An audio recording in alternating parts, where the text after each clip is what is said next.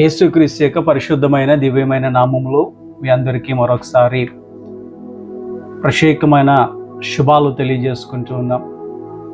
నిన్నటి దినాన్ని చక్కగా గుడ్ ఫ్రైడే సెలబ్రేట్ చేసుకొని ఉంటారు. మీ మందిరాలకు వెళ్ళి దేవుని నామాన్ని మహిమపరిచి ఆ చక్కటి 7 యేసుక్రీస్తు ప్రభువారు చివరిగా పలికిన 7 దివ్యమైన మాటలు మీరందరూ కూడా ధ్యానించి ఉంటారు. మరొకసారి చక్కగా ఆ కార్యక్రమాలు ప్రార్థనలు ఘనముగా జరిపించిన త్రియేక దేవునికి వందనాలు తెలియజేసుకుంటూ ఉన్నాం. ఈ సమయంలో మీ ముందుకు రావడానికి కారణము, నిన్నటి దినాన్ని చాలా మందిరాల్లో 9 గంటలకే ప్రార్థనలు ప్రారంభించి 3 గంటల వరకు ఆ ప్రార్థనలు కొనసాగిస్తూ ఉంటారు.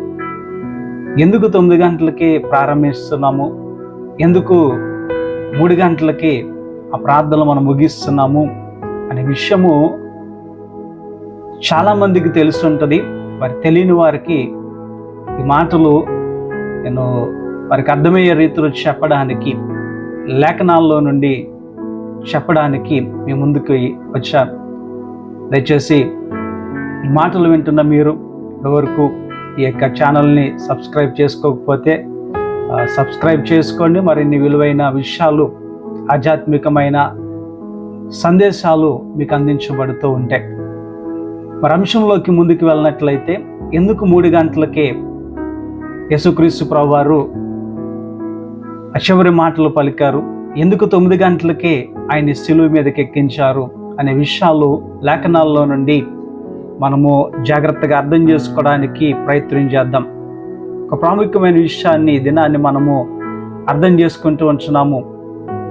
శుభ శుక్రవారము యేసుక్రీస్తు ప్రభువారు 9 గంటలకి ఎందుకు సిలువ వేశారు, 3 గంటలకి ఎందుకు చివరి మాట పలికి దేవునికి ఆయన ఆత్మను అప్పగించుకున్నారు అనే ముఖ్యమైన అంశాన్ని మనము అర్థం చేసుకోవడానికి, తెలుసుకోవడానికి చరిత్ర ద్వారా, లేఖనాల ద్వారా ప్రయత్నం చేద్దాం. ఎందుకు ఆ సమయంలోనే ఆ కార్యాలు జరిగావి అనే ప్రశ్న, ఎక్కువ ప్రశ్నలు వేస్తూ ఉంటాను. ఆ ప్రశ్నలు అర్థం చేసుకోండి. మార్కు సువార్త 15వ అధ్యాయం 25వ వచనాన్ని ఒకసారి మనము బైబిల్ తెరిచి చూడండి. మార్కు సువార్త 15వ అధ్యాయం 25వ వచనము, ఆయనను సిలువ వేసినప్పుడు పగలు 9 గంటలు ఆయను. పగలు ఎన్ని గంటలకు వేశారట? 9 గంటలకు. అదే మార్కు సువార్త 15వ అధ్యాయము 33వ వచనాన్ని కూడా చూడండి. మధ్యాహ్నం మొదలుకొని 3 గంటల వరకు ఆ దేశమంతటా చీకటి కమ్మెను. 34. 3 గంటలకు యేసు ఏలీ ఏలీ లామా సబక్తా అని బిగ్గరగా కేక వేశాను. ఆ మాటకు నా దేవా నా దేవా నన్ను ఎందుకు చెయ్య విడిచితివి అని అర్థము. 35వ వచనము, దగ్గర నిలిచిన వారిలో కొందరు ఆ మాట విని ఇదిగో ఏలియా అని పిలుచుచున్నాడు అని అనిరి. 36 జాగ్రత్తగా అర్థం చేసుకోండి. అక్కడ ఒకడు పరిగెత్తుకొని ఒక స్పాంజిని చిరకను 37వ వచనం చదువుకుందాం. అంతటా యేసు గొప్ప కేక వేసి ప్రాణము విడిచెను కదా. 3 గంటల సమయాన్ని ఏం చేశారట? ఆయన గొప్ప కేక వేసి ప్రాణము విడిచినట్టుగా ఆ లేఖనాలు బట్టి మనము అర్థం చేసుకుంటున్నాం. అంటే మనం ప్రాముఖ్యంగా అర్థం చేసుకోవాల్సిన విషయాలు 25వ వచనము, 33వ వచనము, 34వ వచనము, అలాగే 37వ వచనాన్ని మీరు చదివితే ఆ మాటలు మనకి స్పష్టంగా అర్థమవుతూ ఉంటాయి. అక్కడ మనందరము కూడా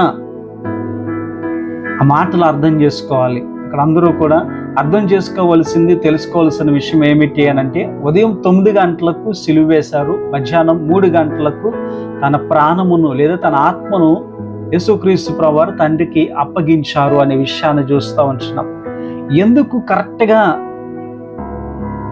3 గంటలకే, ఎందుకు ముందు కానీ వెనక కానీ అవ్వకుండా కరెక్ట్గా 3 గంటలకే ఎందుకు ఆయన ఆత్మను తండ్రికి అప్పగించారు అనే ప్రశ్న మీకు వేస్తా ఉన్నా. అర్థం చేసుకుందాం. దీని వెనకాల ఉంటున్న ప్రవచనాత్మకమైన సత్యాన్ని మనము తెలుసుకోవాలి.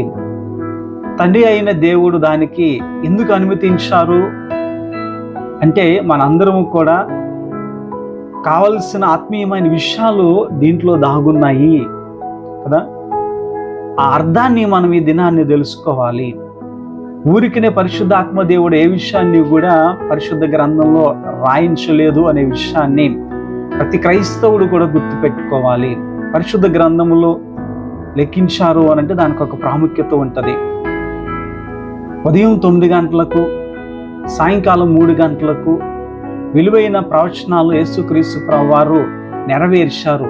సాయంకాలం అని ఎందుకు అంటున్నానో కూడా మీకు ఆ వీడియో ముందుకి మీకు అర్థమవుతూ ఉంటుంది. వాక్యపు వెలుగులో ఈ సత్యాన్ని మనము మరొకసారి తెలుసుకొని ఆత్మీయ మేలులు మనము సంపాదించుకోవాలి, పొందుకోవాలి. యేసుక్రీస్తు ప్రభువారు శిలువ మరణము ద్వారా వస్తున్న అద్భుతమైన నెరవేర్పుని, పస్కా నెరవేర్పు కూడా ఆయన నెరవేర్చారు.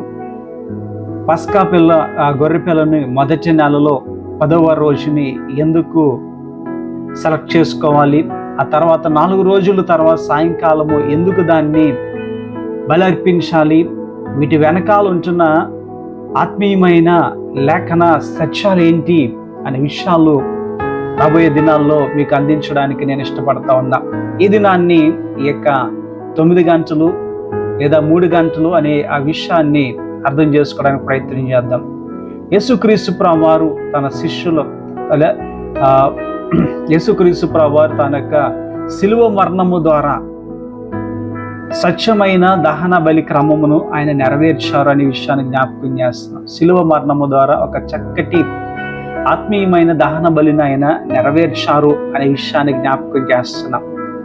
ఎట్లా చెప్పగలము అనంటే ఒకసారి బైబిల్ తెరిచి సంఖ్యాకాండము 28వ అధ్యాయము 23వ వచనాన్ని చూడండి. అక్కడ ఒక మాట మనము అర్థం చేసుకొచ్చుకునే వచనాలు. సంఖ్యాకాండము 28:3. మరియు నీవు వారికి ఇలాగూ ఆజ్ఞాపించుము, మీరు యెహోవాకు నిత్యమైన దహన బలి రూపముగా ప్రతి దినము నిర్దోషమైన ఎడాదగు 2 మగ గొర్రె పిల్లలను అర్పింపవలను. ప్రతిరోజు కూడా 2 మగ గొర్రె పిల్లలను అర్పించాలి. 4వ వచనం. వాటిలో ఒకటి గొర్రె పిల్ల అయినను ఒక గొర్రె పిల్లను ఉదయమును అర్పించి సాయంకాలం ముందు 2వ దాన్ని అర్పించవలను. ఒకటి ఉదయం అర్పించాలి, 2వది సాయంకాలం అర్పించాలి. 6వ వచనం.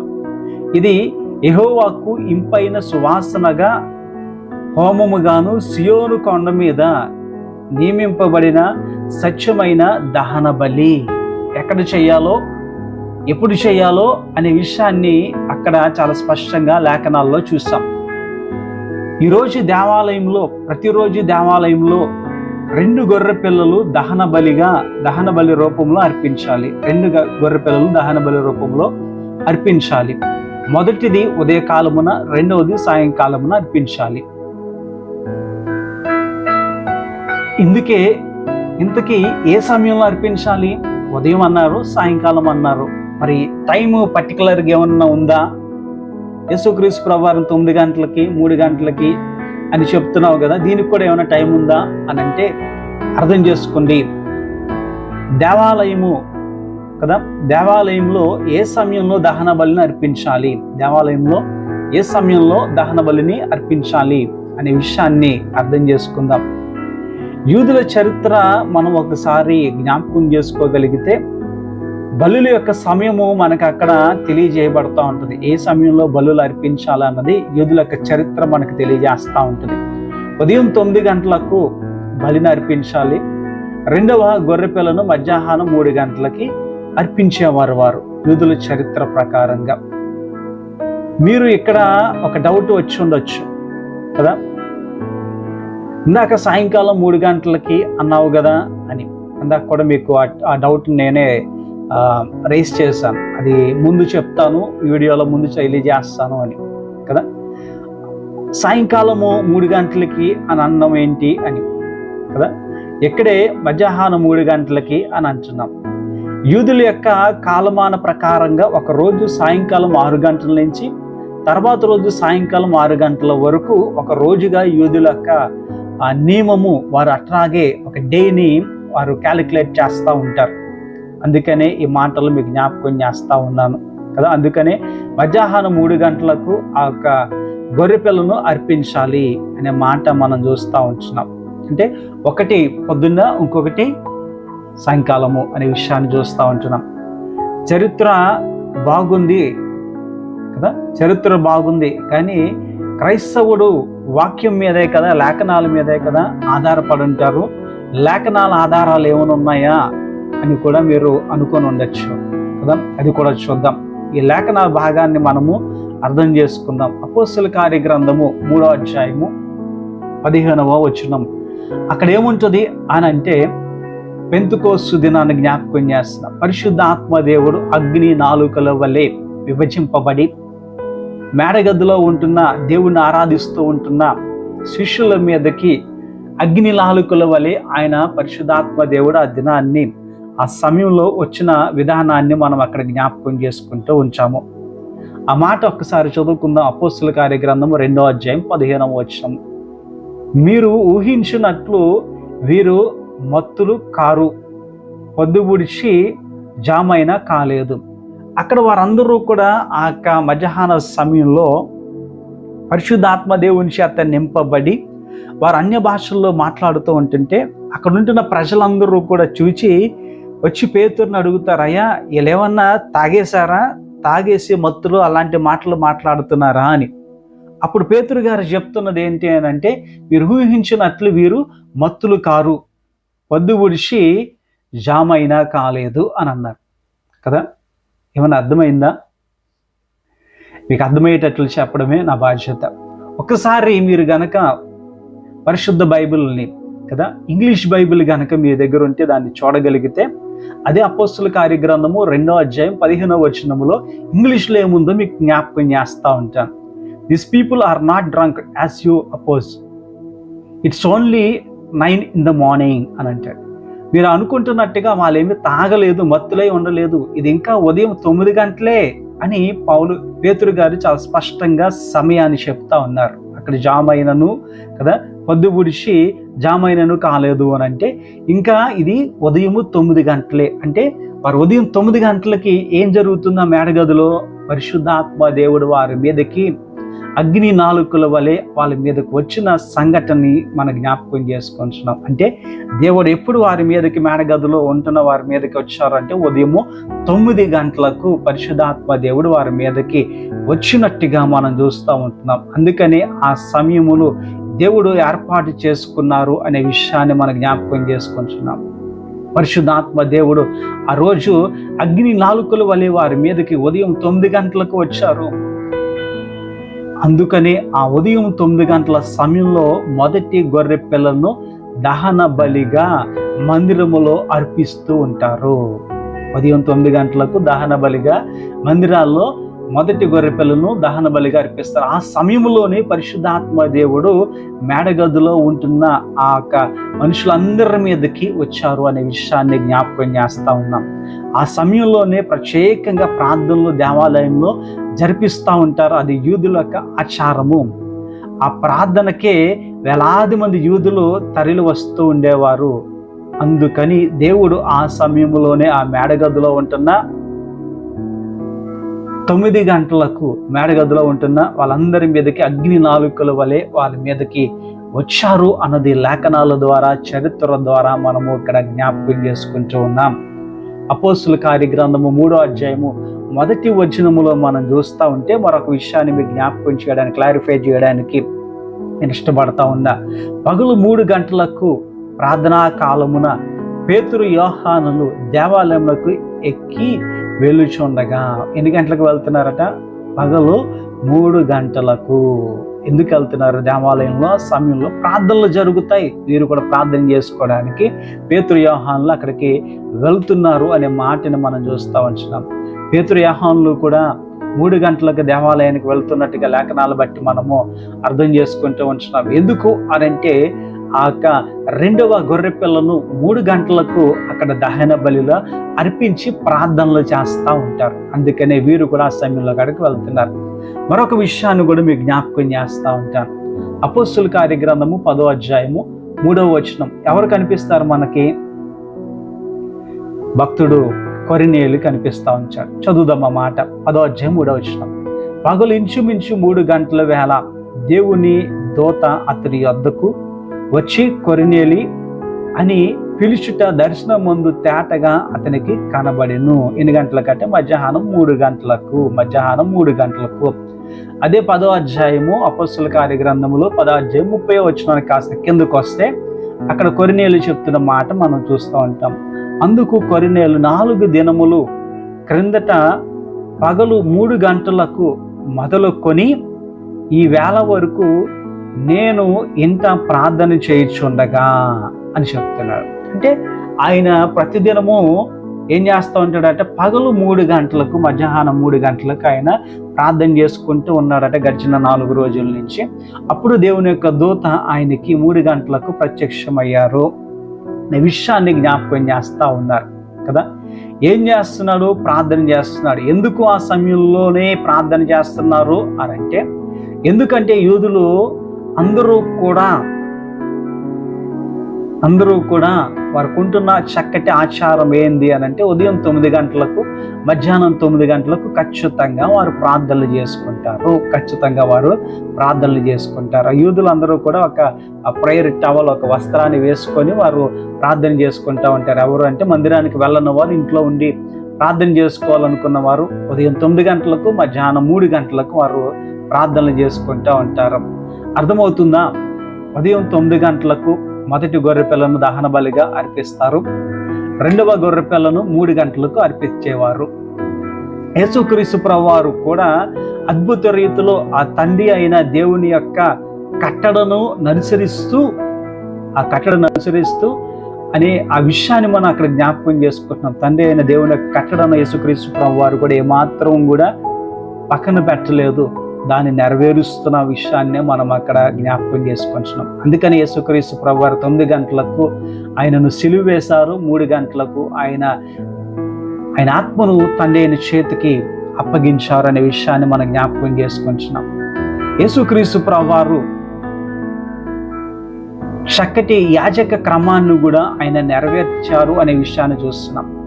ఉదయం 9 గంటలకు ఒక ప్రార్థన ఆయన చేశారు. అదే మొదటి మాట లూకా సువార్త 23:34లో ఉంటుంది. యేసు తండ్రి వీరేమి చేయుచున్నారో వీరు ఎరుగురు గనక వీరిని క్షమించమని చెప్పాను కదా. అది ఒక చక్కటి ప్రార్థనగా మనం అర్థం చేసుకోవాలి. తండ్రి అయిన దేవుడికి ఆయన ప్రార్థన చేస్తున్నాడు. ఈయన ప్రధాన యాజకుడు ఉదయం 9 గంటలకు ఏం చేయాలి? మందిరంలో దహన బలి విషయంలో ప్రార్థన చేయాలి. అదే యేసుక్రీస్తు ప్రభువారు 9 గంటలకి సిలువ మీద ప్రార్థన చేసిన మొదటి మాట. రెండవది మత్తయి సువార్త 27:46లో చూస్తే 46 మత్తయి సువార్త 27:46 ఇంచుమించు 3 గంటల అప్పుడు యేసు ఏలీ ఏలీ లామా సబక్తా అని బిగ్గరగా కేక వేసెను. ఆ మాటకు నా దేవా నన్నెందుకు చెయ్యి విడిచితివి అని అర్థము. యేసుక్రీస్తు ప్రభువారు పలికిన 7వ మాట లేదా ఆ చివరి మాట, ఆ 2వ మాట చాలా స్పష్టముగా ప్రార్థనగా మనం చూస్తున్నాం. ఆ చివరి మాటను కూడా ప్రార్థనగా మనం చూస్తూ ఉంటున్నాం. తండ్రి ఏలీ ఏలీ లామా సబక్తా కదా, నా దేవా నన్నెందుకు చెయ్యి విడిచితివి అని ప్రార్థన చేస్తూ ఉన్నారు. ఈ 2 ప్రార్థనలు, ఒకటి 9 గంటలకు చేశారు, రెండవది 3 గంటలకి ఆయన ఆ ప్రార్థనలు చేశారు. ప్రధాన యాజకుడిగా ఆయన యాజక ధర్మాన్ని ఆయన నెరవేర్తించారు అనే విషయాన్ని జ్ఞాపకం చేస్తున్నాం. యాజకుడు ఉదయం 9 గంటలకు దేవాలయంలో మొదటి గొర్రెపిల్లను దహన బలిగా అర్పిస్తున్నప్పుడు ప్రార్థన చేస్తారు. రెండవ గొర్రెపిల్లను దహన బలిని 3 గంటలకు అర్పిస్తారు. అప్పుడు కూడా ప్రార్థన చేస్తారు. అందుకే కొరినేలు అక్కడ 3 గంటలకు ప్రార్థన చేస్తాడు. యోహాను పేతురులు దేవాలయానికి 3 గంటలకు వెళ్ళారు. ఎందుకంటే 2వ దహన బలి జరిగే సమయంలో ప్రార్థన జరుగుతుంది. వీరు కూడా ప్రార్థనకి అక్కడికి వెళ్ళినట్టుగా లేఖనాధారాలుగా చరిత్రను బట్టి మనము జ్ఞాపకం చేసుకుంటూ ఉంటున్నాం. యాజక ధర్మము చెప్పిన యేసుక్రీస్తు ప్రభువారు ఉదయం 9 గంటలకు ప్రార్థన చేశారు, మధ్యాహ్నం 3 గంటలకు ప్రార్థన చేశారు అనే విషయాన్ని చూస్తున్నాం. అందుకనే చెయ్య విడిచితివి ప్రభా అని 3 గంటలకు ఆయన ఆ మాట అన్నారు. ఆ యొక్క యాజక ధర్మాన్ని నెరవేర్చడం కొరకు ఆయన ఈ చక్కటి ప్రార్థనలు శిలువ మీద చేశారు కదా. ఎంత చక్కగా యాజకుని యొక్క దహన బలి కార్యక్రమాన్ని ఆయన నెరవేర్తించారు. అందుకే ఈ దినాన్ని ప్రతి క్రైస్తవుడు కూడా గుర్తుపెట్టుకోండి. బైబిల్లో ఏదైనా సమయము కానీ తేదీ కానీ కొలతలు కానీ ఉన్నాయి అని అంటే వాటిలో ఉంటున్న చాలా ప్రాముఖ్యమైన మూలాలు, ఆత్మీయ మూలాలు ఉన్నాయని మనం గుర్తెరిగి దేవుణ్ణి అడిగినట్లయితే ప్రతిదీ తేటగా దేవుడు మనకి తెలియజేస్తూ ఉంటారు. అందుకని చరిత్ర యేసుక్రీస్తు ప్రభువారితో మొదలైంది. హిస్ స్టోరీ, హిస్టరీ అనే విషయాన్ని హిస్ స్టోరీ, ఎవరు ఆ స్టోరీ, ఎవరు హిస్, యేసుక్రీస్తు ప్రభువారు, స్టోరీ ఎవరిది, యేసుక్రీస్తు ప్రభువారిది. ఆ రెండు కలిపితే history, his story, his story. యేసుక్రీస్తు ప్రభువారి యొక్క చరిత్రే, కథే చరిత్రగా మనము అర్థం చేసుకోవాలి. కనుక ఈ మాటలు మీకు అర్థమై ఉంటుంది. అనేక మందికి షేర్ చేయండి, తెలుసుకోండి. ఇంకా అనేకమైన ఆత్మీయమైన విషయాలు, ఆత్మీయమైన లేఖన సత్యాలు మనం తెలుసుకుంటూ ప్రభువుని మహిమపరుచుకుందాం. మరొకసారి ప్రభు పేరట వందనాలు తెలియజేసుకుంటున్నాం. అర్థమై ఉంటుంది మీకు ఎందుకు ఉదయం 9 గంటలకు సిలువ వేశారు, ఎందుకు 3 గంటలకే యేసుక్రీస్తు ప్రభువారు సిలువ మీద మరణించారు అన్నది. కనుక నా కొరకు, మా పరిచయ కొరకు ప్రార్థించండి. మేము మీ కొరకు, మీ కుటుంబాల కొరకు ప్రార్థిస్తాము. షాలోమ్. ప్రభు మనలను ఆశీర్వదించును గాక.